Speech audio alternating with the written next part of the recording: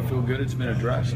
I think there's been some ownership and some accountability. Yeah, we've got a good group of guys that do care, and that they're young people, and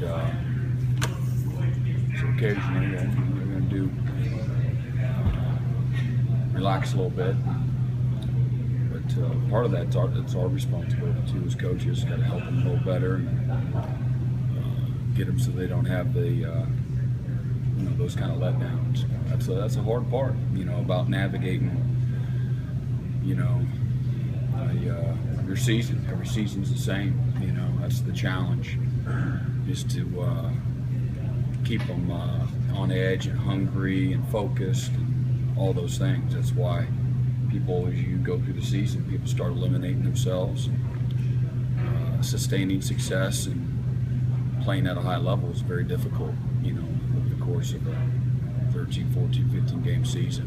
And it's that way for everybody, though. So that's the challenge, again, moving forward. And fortunately for us, we played good enough to win. And but I do believe that our guys, had some regret, and they're not looking at us like we got, 3 heads, like we're crazy. They played great or whatever. They're not living in la la land. So we're capable of playing better and coaching better, and we need to, move forward, and hopefully we will. Has it been a consistent thing that's been happening that's caused the issues? Yeah, I mean, I actually, they're very correctable things, super correctable, and I probably would feel real miserable if, guys are just getting blown off the ball, or, we didn't have the skill to match up with people, in the back end, or my linebackers were soft, whatever. I would feel real miserable. So those aren't the issues. Some of the issues that we've had are, again, just asked the guys, yesterday, if maybe these last few weeks, when we haven't looked very good, maybe that's who we really are. Maybe that's who we are, and maybe the first part of the season, or whatever it was, the first 6, 7 games, was smoke and mirrors, and they didn't like that, which I like. I'm very, it was a very quiet room, and when I said that, there was a lot of guys that were starting to get a little PO'd, and they didn't, because I thought they were PO'd all season, had an edge to them, and kind of, were out to prove something, just like that. Like, again, I hate comparing one player to the next, or one year to the other, but it was so good for so long last year. I have to try to use, as a player, I always try to, okay, who's doing it right, who coach keep praising, and I'm going to try to emulate that. What is that? I need to have me some of that. So, last year's group, all the way till Coach Sweeney made us pull them off the field, whenever it was in the 3rd or 4th quarter against Oklahoma, they weren't finished, man, and that was super cool. And love to bottle that up, but there are enough guys that witness that I think that they can relate to that. They understand what I'm talking about. It's not just throwing words out there or trying to throw anyone under the bus. It's like, that's what made that group so special, and the special ones. Maybe Alabama has that special unit this year. They got, again, you get leadership and chemistry and good players and an edge and a hunger and a focus, and that never satisfied attitude, guys that just absolutely love the grind, and then you get something that's pretty special, and we're capable of that. And but we could help ourselves, play a few more guys, readily admit that, and you got to take the bad with the good when that happens, but that's going to help in the long haul. And they had a nice little new scheme, and I know what I said afterwards. I just don't want to give guys an excuse, for failure, for missing a tackle, or putting my eyes in the backfield. I'm a half-field safety and let the guy run by me, or 3rd and 2, and they throw a slant route should be a 2 or 3 yard gain. He goes for 66. Those are things that are unacceptable. And all of a sudden, I start making excuses and trying to justify failure. They're going to buy into that. And they had a new little wrinkle that they out-leveraged a few times, and we played it well some, and not so well a few other times. And then a couple of the other plays they busted on us had nothing to do with that. It wasn't the option.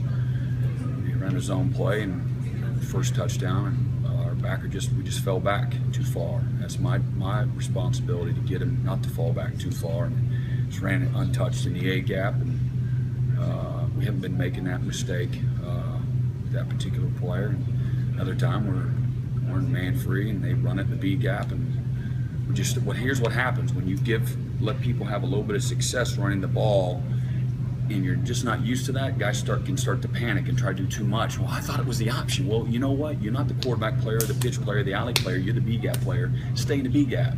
Well, I thought he pulled it. Well, you're not supposed to think he pulled it. Stay in the B gap. And 51 yards later, there it goes. And that's correctable, and guys just trying to do too much, as opposed to getting annihilated off the line of scrimmage and, or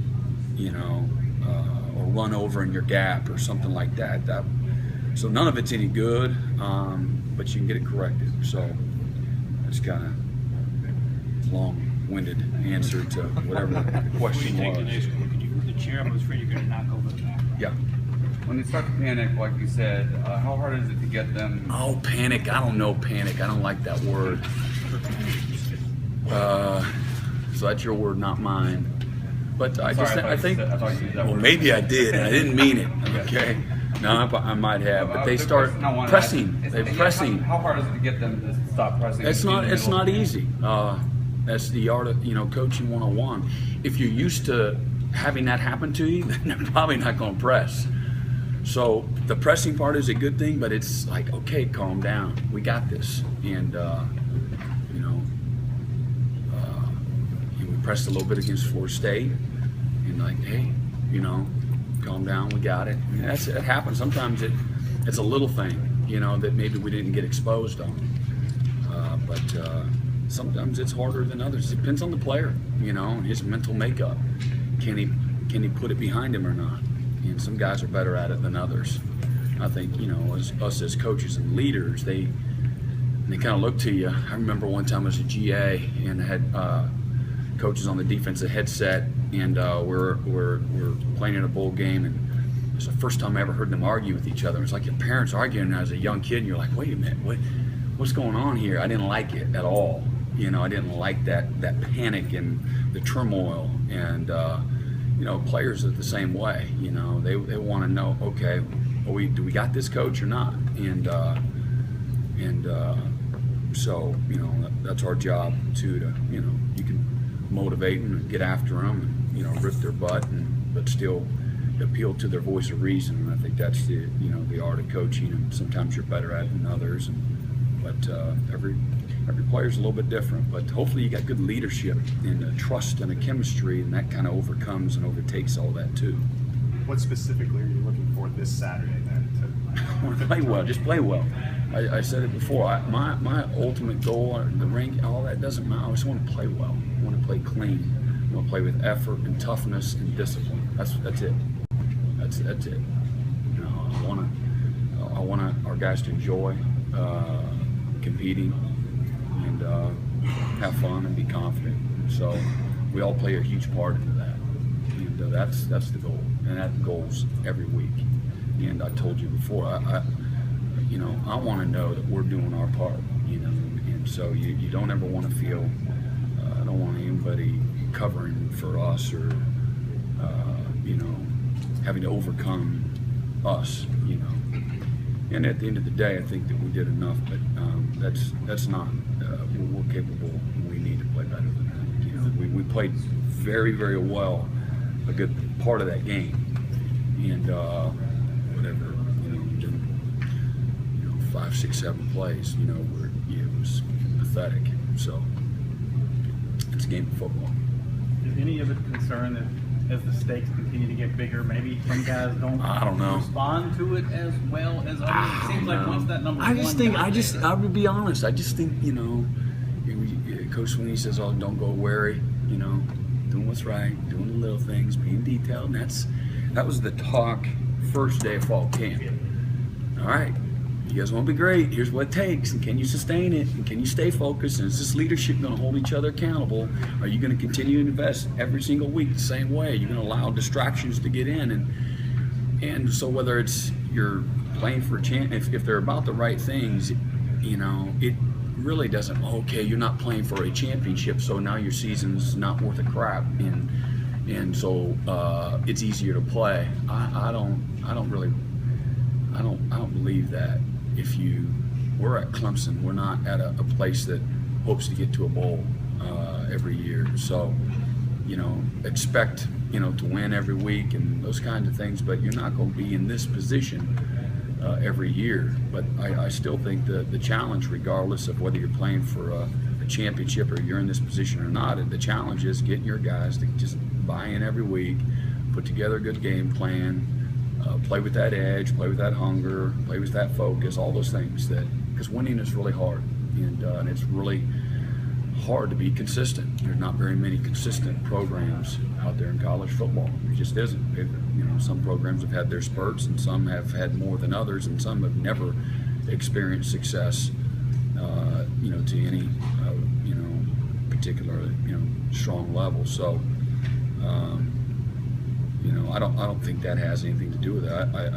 I felt, you know, whether it's how many other games in a row or we're not playing enough guys, and so they're a little bit tired. I don't know. I don't know all that, and I really, you know, I just I felt like maybe we're trying to hurry up and get to the end, or hurry up and get to whatever, instead of, you know, just trying to get, instead of hurrying and getting to the next meeting and the practice and then the game. You know, all those other things take care of themselves when you do A, B, and C, and so that's no different than any of us, or you know, your own kids. They're the same way. So, but our job as coaches is to keep them focused. So.